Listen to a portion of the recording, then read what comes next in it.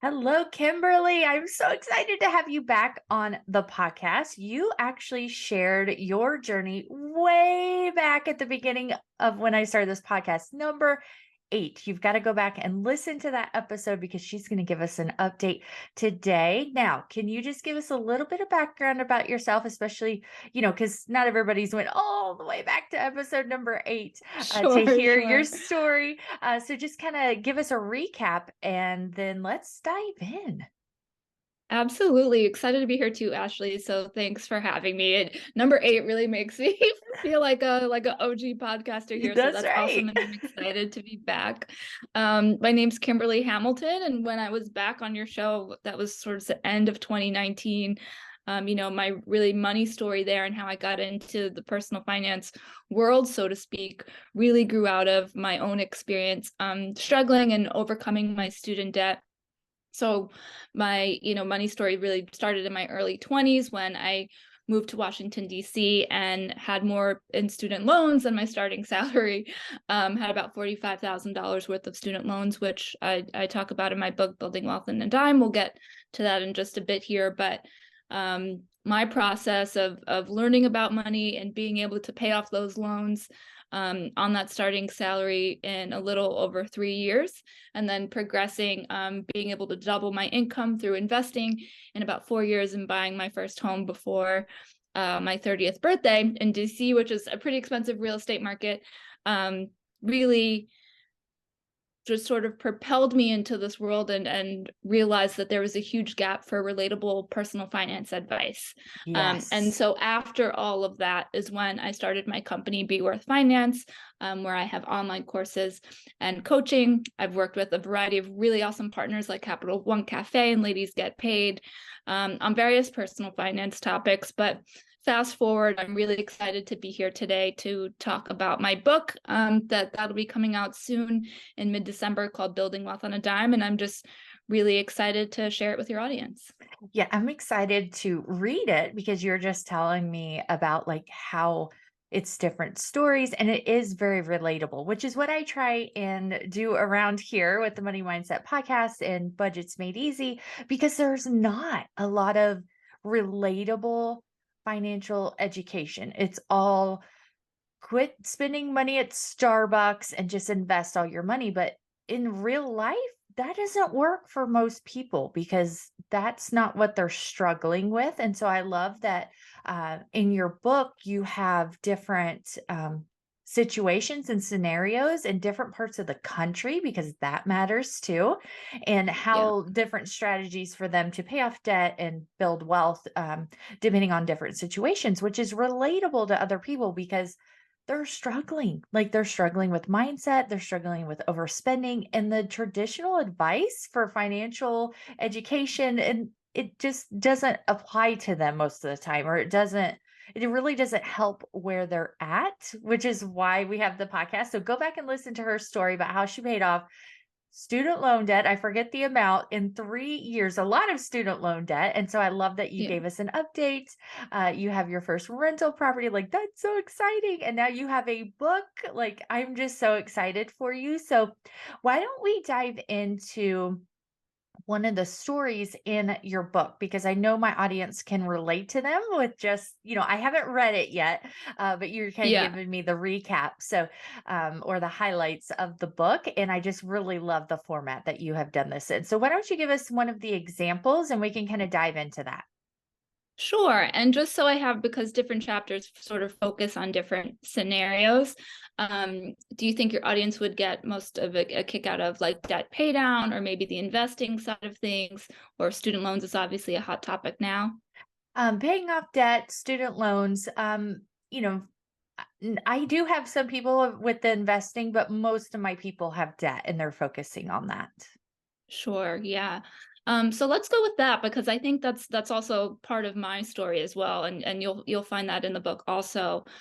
Just to give your audience a little bit of a background in building wealth on a dime, it was really important to me from my own story of making that information super relatable, but also like not so boring, right? Like I really didn't want it to be another book just filled with jargon about the avalanche method and compound interest and all these terms that really tend to make people's, eyes glaze over. Yeah. And so that's why I pinned a lot of the book to these moneymakers stories, their detailed budgets, and through that, I sort of demonstrate how they overcome a variety of financial challenges, from money mindset to learning how to budget with the weekly spending cap. So that really reduces your financial stress and things like that. So to give you all a little sneak peek, but you'll have to go out and get the book for the full rundown. One of the characters in my book, Claire, lives in New York City, originally from Cleveland, Ohio, and just really, has a well-paying job in environmental consulting, but is really just struggling to make ends meet. New York is a really expensive city, and I think that can be underestimated by a lot of people.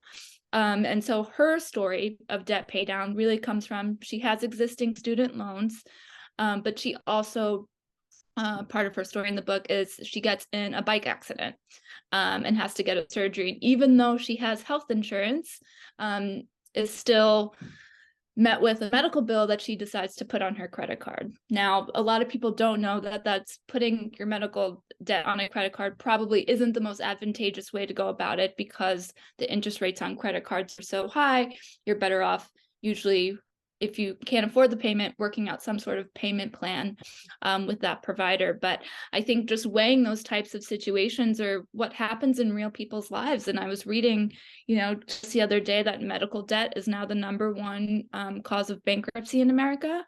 I think COVID has really compounded a lot of that as well.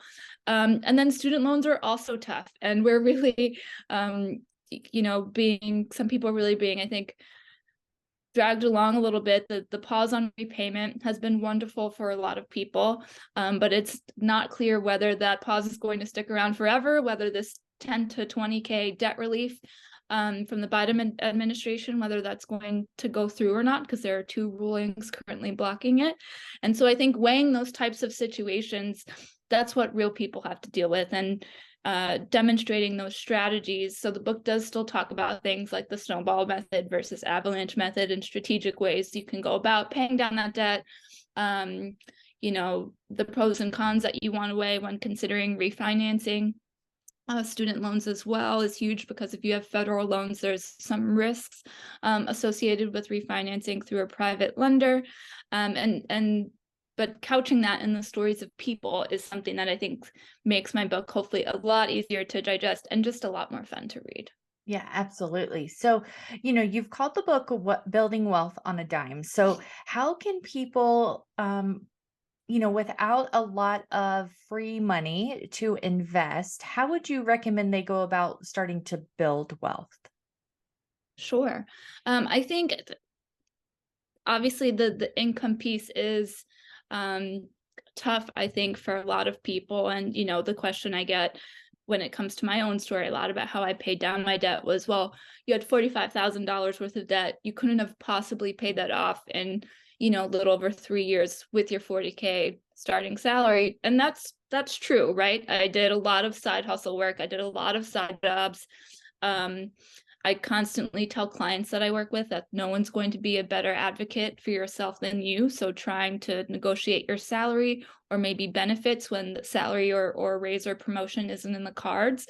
There are other things with your employer that you may be able to work out that have some type of financial benefit, whether that be retirement benefits or more PTO to, give you more time to start a side hustle, or insurance, a lot of all these things that cost money that you might not think of separate from the salary component. But separate from the stories in my book, I also have these, I call them $1 million habits. So there are $6 million habits that I talk about in my book. And these are the things that I feel have really accelerated my wealth building journey more than any salary I've ever made or any amount of debt I've ever had to pay off. These are just sort of principles, if you will, habits to stick through that I think, regardless of what I've made or what I've owed along the way, have really had more of an impact. And so I'll just rattle off two of them here, but one is start small, dream big. So when you're talking about investing, I think a lot of people get intimidated and think that they need to have a lot of money, or it's only for people that already have money or come from money, what have you. But the truth is, technology is more on our side now than it ever has been before. And so investing is really a lot more accessible if you're willing to learn the ways to go about it. You can have an app on your phone and you can start investing with as little as $5. So don't think that it has to be, oh, I need $1,000 or $10,000 to get started. You can really get started with a lot less. And the other thing is, people tend to not consider like saving for retirement investing, but a lot of people do that even if it's a small amount. And so you're already doing it. And so it's just thinking about like different ways that you can level that up. If you have an employer and a 401k, especially if you get an employer match, that is a perfectly acceptable, effective way to build wealth over time, right? You don't have to be picking your own stocks and, using all these apps and Robinhood and things like that. If all you did was put as much as you could into your 401k, that's an amazing way to build wealth that works for a lot of people. You're probably going to be working with what's called a target date fund. So that's a basket of investments that is already pinned to an age that you're expected to retire. And those investments are pre-diversified, so that lowers your risk.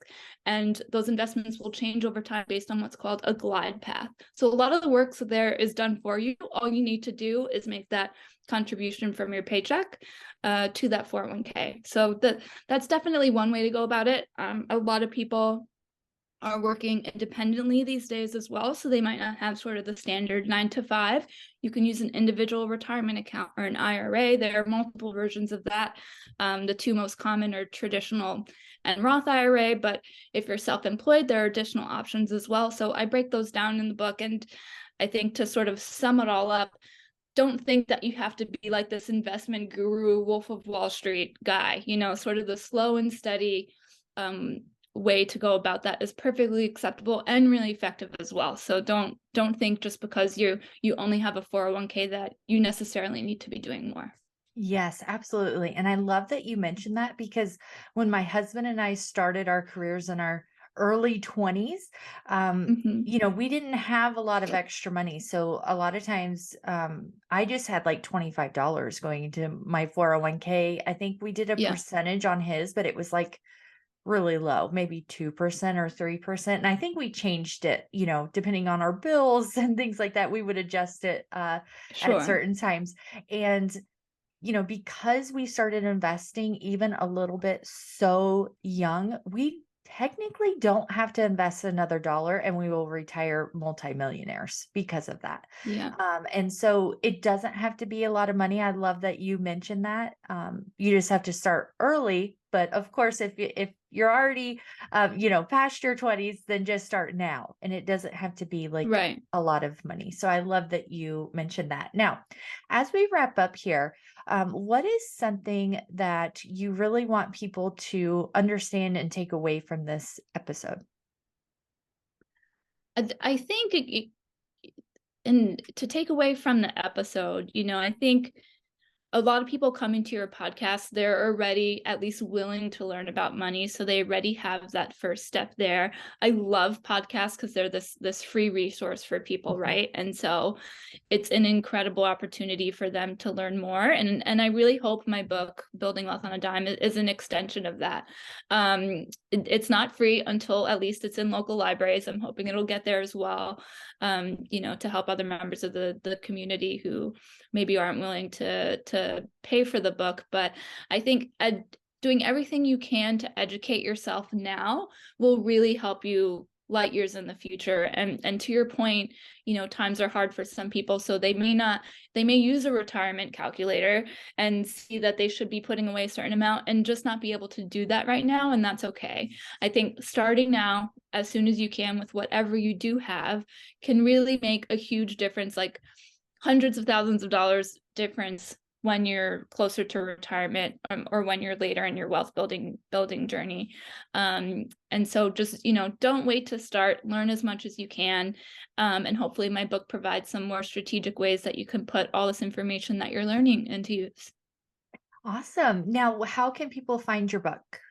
When does it come out? So My book ships mid-December. I'm not exactly sure when the episode is going to come out here, but it ships December 17th to be specific. So it'll get there just in time for the holidays. Pre-orders are super important to authors. That's what sort of signals to bookstores what their in-store authors should be. So if anyone's looking to, support a female author talking about money, that's a great way to do it. The book is currently being sold on Amazon, Barnes & Noble, Target. If you want to support your local bookstores, you can go to a website called indiebound.org, and you'll be able to purchase through local and independent bookstores as well. But all of those are compiled on my website at beworthfinance.com/book. So you'll have all the links you need there to learn more about the book, learn more about my story, and hopefully get a copy for yourself. Awesome. Thank you so much. Now, go and listen to her story as well with episode number 8 to get a bit more background on her story as well. It was a great story, great journey to share as well. I always love debt payoff stories, which reminds me I haven't done one in a while, so I need to do that again because those are my favorite thing to do. So Yes, the thank you for triumph is amazing. yeah, exactly. So thank you for coming on and sharing your knowledge with us and updating us on your journey. I hope that the book launch goes well for you. Thank you so much, Ashley.